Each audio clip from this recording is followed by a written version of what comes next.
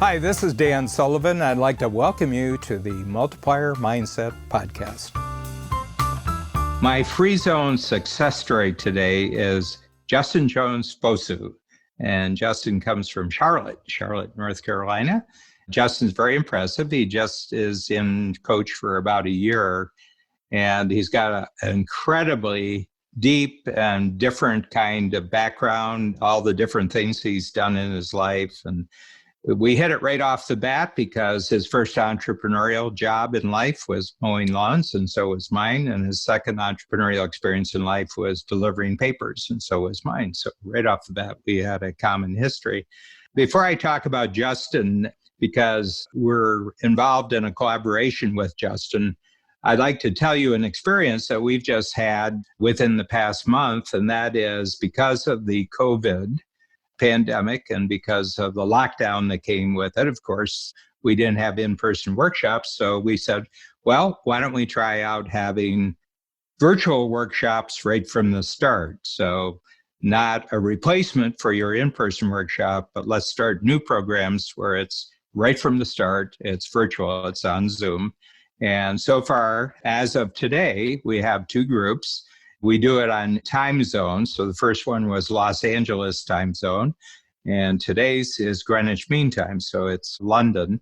And it's roughly about 60 entrepreneurs from all over the world joined the program. And all told, adding up all the countries that contributed to the 60 new Entrepreneurs and Strategic Coach program, it's probably about 21 different countries.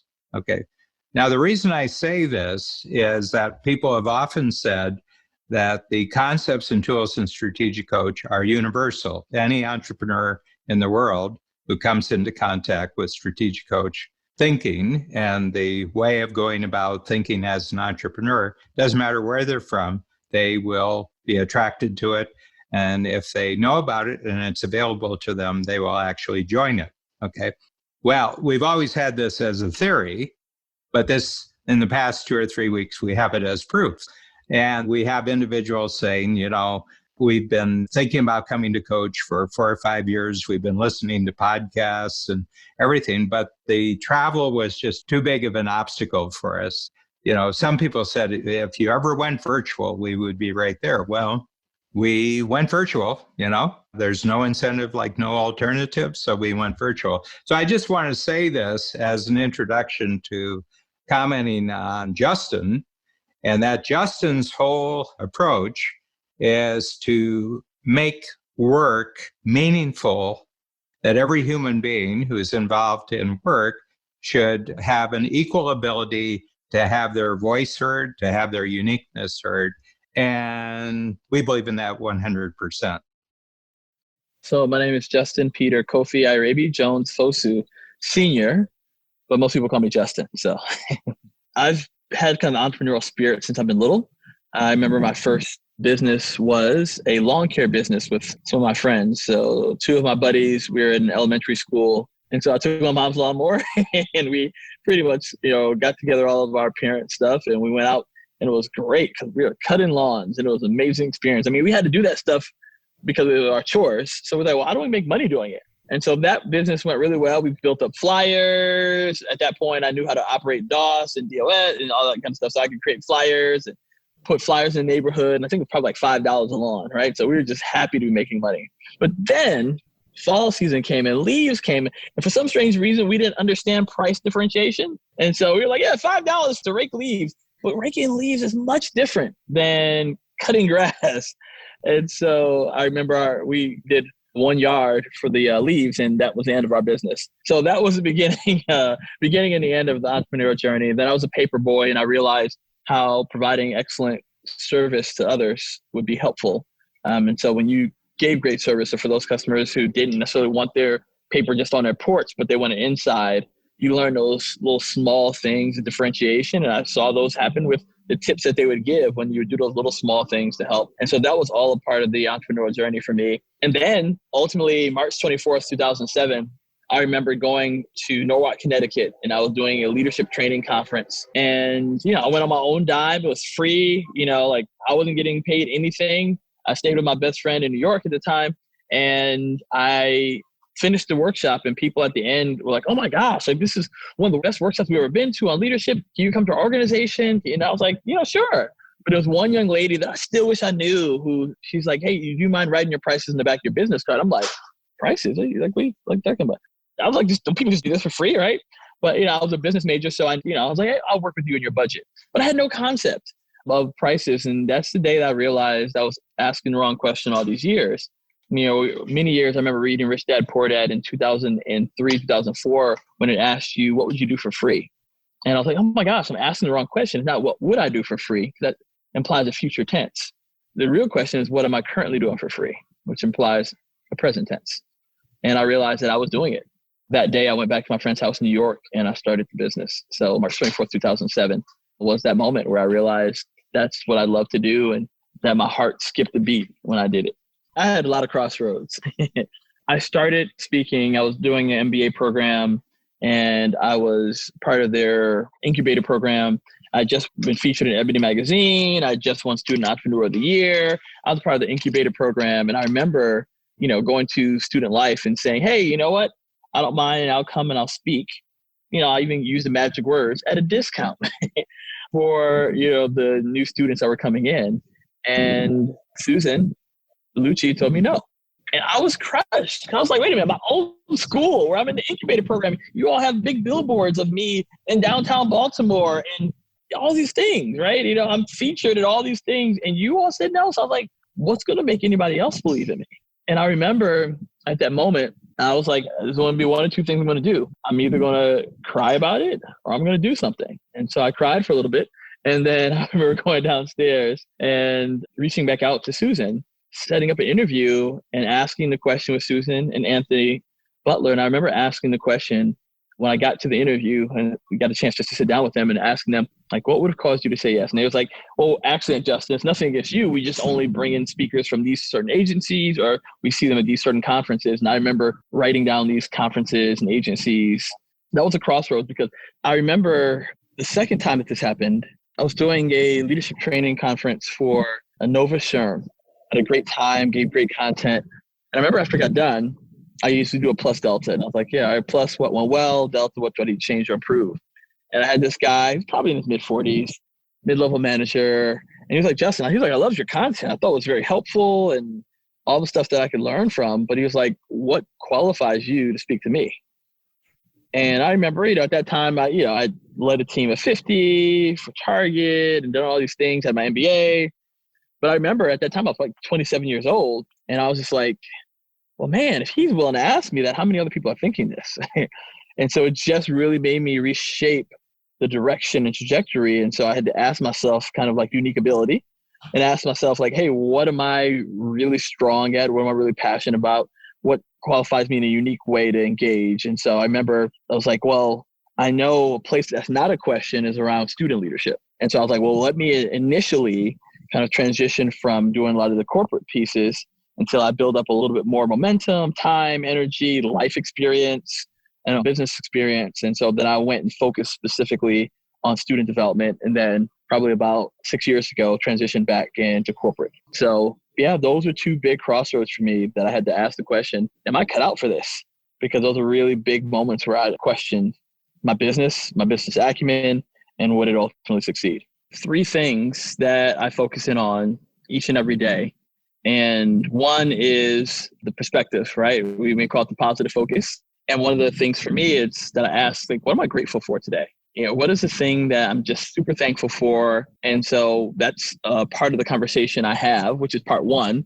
What am I grateful for, right? I call it the WUA, right? And so WUA, and that's waking up appreciative. And so, so like that was a song back in the day, like, WUA, I got you all in check, right? And so like that became just my own, like, WUA. So I just have a little fun with that in the morning and just think about what I'm appreciative of.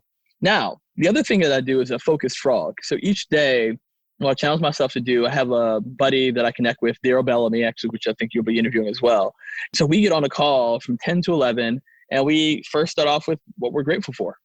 All right. And so then what we end up doing is that we hold each other accountable. We say, hey, what's the biggest challenge you have today? And so I created this concept based upon two principles. One, it was Brian Tracy's Eat That Frog. And then the second was one of my mastermind partners, Marcy Radar, who did this thing called the Focus 90. So I asked us like, okay, what if I could merge these two concepts? And so what is the most challenging, hardest thing I have to accomplish? And what if I do it from a peer-to-peer level?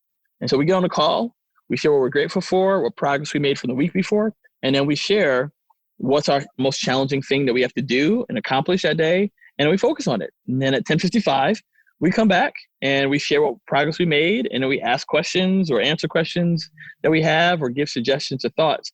And that just helps me to have at least made an impact in the most challenging thing for that day, and at least for my professional life.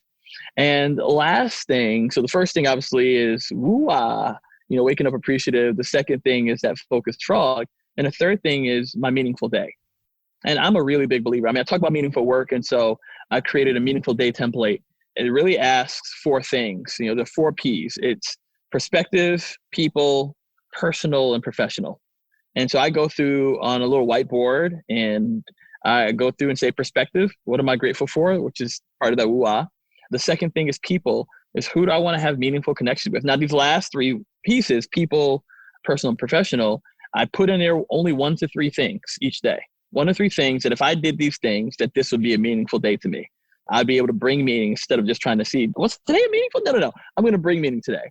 And so I asked 1 to 3 people that I want to engage in a deeper part of experience or relationship. So I do extravagant appreciation. And so is it writing a handwritten note? Is it doing an extravagant appreciation video for someone? And so that's the people part. The second part is the personal. It's like 1 to 3 things that I want to do for myself. And I love that perspective because I think, one of the things I focus on is the glass half empty, half full. A big part of me is like, let's just fill the glass back up. For me, the diversity series came about just as a person working within corporate America and seeing how diversity was being given and received. And if you've ever seen The Office Diversity Day, that's many times how diversity was being done. And I wanted to challenge the notion. I also saw that for a lot of people, 2 things were happening. One, people were receiving more of what I call the inclusion mandate versus the inclusion mindset. And so I wanted to help people to develop a mindset where they could see and embrace it in their everyday lives versus seeing it as this really big initiative over here. Because oftentimes, just same thing we do just in human life in general and change management, like when something's really big, even in our fitness, right? We go into this big gym. We haven't worked out in 5 years. We go into this big gym where people are and lifting weights and like throwing stuff around like, and we're just like, I think I walked into the wrong place. Or we may even try and for the first day, okay, but then we're sore and we don't go back. And so I wanted to help people to approach it, not just from their head, because I realized a lot of people had a lot of head knowledge about it, but from their heart. And that's where I saw true transformation happening in everyday stories, everyday life, as we became a little bit more curious about others, as we saw others, as we were more interested in others than being interesting to others. And as we figured out ways that I could respectfully disagree and to see humanity in people, even when I disagreed with their, ideology. And so for me, I didn't see a big space for that and a lot of people talking about that. And so I wanted to kind of change how we saw diversity and inclusion, that it was something that didn't have to be this boring, shame-based approach, but it could be something that was fun, interactive, yet reflective. Something that people could say, hey, I can actually do something. It's not just about educating me about how bad I am, but educating me about how I can grow and continue to get better.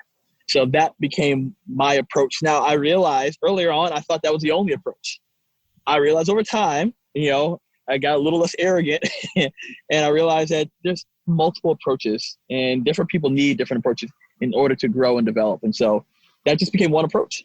And I believe that one approach was helpful. And my approach has been one that's just added something to the field to help people to grow. In my presentations, I don't focus on statistics really at all, unless my client asks me to.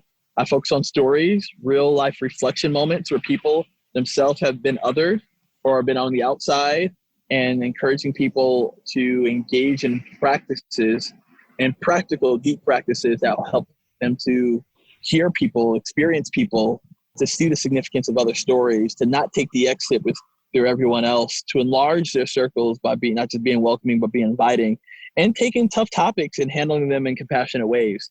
Like an example, I talk about being right-handed, right? And I go through a story where I realized that I was right-handed and society that catered to my right-handedness. I had no idea. I never thought about it because I didn't have to. I had the luxury to know that things were made for me, that cabinets and doors and scissors that say they're multi-handed are really still made for right-handed people. I learned that spiral notebooks are the bane of left-handed people's existence, right? Like I learned all these things. In doing that, it was like when I was able to share that as a concept, it took away the explosiveness that people have when they hear the word privilege, because it's an automatic set of understanding and sometimes even baggage that people take on when they hear the word. We put it to something like right-handed, like, oh, wow, like, yeah. And I actually have a right-hand sister, or my parents right or left-handed, or my daughter or something was left-handed. I realized I had to do things different for them. But it became more of an advocacy of like, hey, instead of getting these regular scissors, let's get left-handed scissors. Or instead of getting the spiral notebooks with the thing on the left, how about we get the ones with the spiral notebooks at the top? Or, the pens, let's find non-smearing pens. So when the people are able to write, people get that and then they get the message without some of the unintended baggage that may come with other terms. So I'm not a big statistics or official term person unless it's important to my client, but I really focus in on the message, the heart of it, and stories that really highlight and impact the heart so that people go out and live it each and every day. I really fought for a long time this whole notion of doing work, around D&I, diversity and inclusion, because I didn't want to be the black guy doing diversity work. Like I was like, no, too cliche. I don't want to do it. But I had a passion for it, right? And I found that for me, meaningful work is diversity work, right? There's a lot of people who aren't showing up and bringing meaning to their everyday work lives because they don't feel like they're valued, that they're included. And so they spend all of their time dealing with challenges and feeling excluded, that they can't give the innovation, the creativity, the uniqueness, their own unique ability. They don't have time to focus in on that because they're just dealing with how can I just be included? And so I got over myself, and I've been fighting for a long time to not write this book. And so I'm most excited about just this book and putting it in the hands of everyday people that are working and helping others. And it's just really challenging people with this inclusive mindset. And so it's kind of mixing a little bit of Carol Dweck's work around the growth mindset, just that energy, and figuring out ways that I can really serve and help people is my joy, my passion. I'm like, just the fact I did these 7 mini episodes and it's for free, right? It's like, I just want to put it out there to help. And people are like, wait a minute, you should be licensing this information and you should be doing all this. And I'm just like, well, maybe I'll do a course later on. But I really want to give people something of value and of substance that can help them develop and grow in this area. And the responses have been awesome and phenomenal. People saying, hey, we're utilizing this in our college course, or organizations saying, hey, we put this on our intranet. And so like just kind of leaning into that work has been helpful. And I really believe part of my unique ability is being able to convey really tough topics in compassionate and simple ways. And being able to take a concept like privilege and be able to talk through like right-hand paradigm, or take something about courageous curiosity from what I learned from the kid on the plane who wouldn't shut up. And just like, I really learn all of these, take these hard concepts that we often struggle with and put it in ways that are practical, relatable, and actionable. It's been something I've been energized about. One of the things, as I talked about, this whole concept of a beginner ally from one of my really good buddies, Raven Solomon. And a beginner ally, I essentially say it's 3x5 things, right? So 3 people, 3 podcasts, 3 movies, 3 books, 3 journal articles. And it can be just as simple as one person. And starting off with conversation and saying, hey, take it from a posture of humility. I don't know a lot about X, right? Or I don't know a lot about those who are differently able, or those who are on wheelchairs. And I noticed you come in a wheelchair in our company. What could we be doing differently as a company to be more accessible, to accommodate more for you as a person in a wheelchair? And you see what I'm saying? Like giving that person, and like, what are there movies or books or podcasts or articles that I can read on this? And that sometimes fuels it, but it's taking that first step. And that first step is often that one person. But don't stop at the one person, because there's a myriad of experiences. So that's why I say at least get 3 people, and then begin to develop and dig into other areas. But yes, it's the people, it's the books, podcasts, movies, and journal articles that can begin to help shape how we see an experience, an event, or people, and how we engage. Yeah, an inclusive mindset is simply this, where you look for things every day to grow, to be more inclusive. It's being courageous in your curiosity with people. So as you meet people, instead of just hearing them and just like, oh, okay, so you say you're talking to somebody that maybe at your workplace or somewhere in the community, and you may say, how are you doing today? And what's the normal response? Oh, I'm good. We normally stop there. We stop in our curiosity. Why don't we say, well, made it good? And most people, when I do that, they're like, oh, wow. And then they go into things that are meaningful and matter to them. And then as you continue asking questions, I call it the power of three, because most people stop at the power of one or power of two. And in the power of three, you listen to the third level of the conversation, right? And so you're asking questions that dive deeper, but that's an everyday curiosity as we meet people and have different experiences. That is not some big mandate, but it creates these moments where in our everyday lives, we can learn something new, we can engage in new relationships, and we can hear people and make people feel heard in a better and different way than we normally do. And so the inclusive mindset, it really has shaped how we see the world. And a mindset, it shapes your behaviors, your practices, everything. And when we start doing it more and more, and we start being more intentional about not taking the exit with people, but really engaging with those, it becomes an everyday part of our lives. You know why I know that happens? Because that's something that's been slowly happening for me around fitness. When I first decided to really start trying to take on this, be more fit and to be more healthy from a physical perspective, it was challenging. It was daunting. I had to figure out all these things. Oh, nutrition. Oh, how much time should I work? And macros. And oh my gosh, can I eat wheat? Or can I eat flour? And it just felt super overwhelming. But as I practiced it each and every single day, as I did little things and I focused on something, like let me do 100 push-ups for 60 days. And I focused on little things. And now it's become a part of my life that if I don't do anything fitness related today, it feels wrong. It feels off. And that, my friend, is where I feel diversity and inclusion should be. Where if I don't create an opportunity for others to share their story, their journey, or I don't look for opportunities to see, wait a minute, there's some people who are key to this concept that are not in the room, that it feels off and wrong. That's the mindset, and that's not the mandate.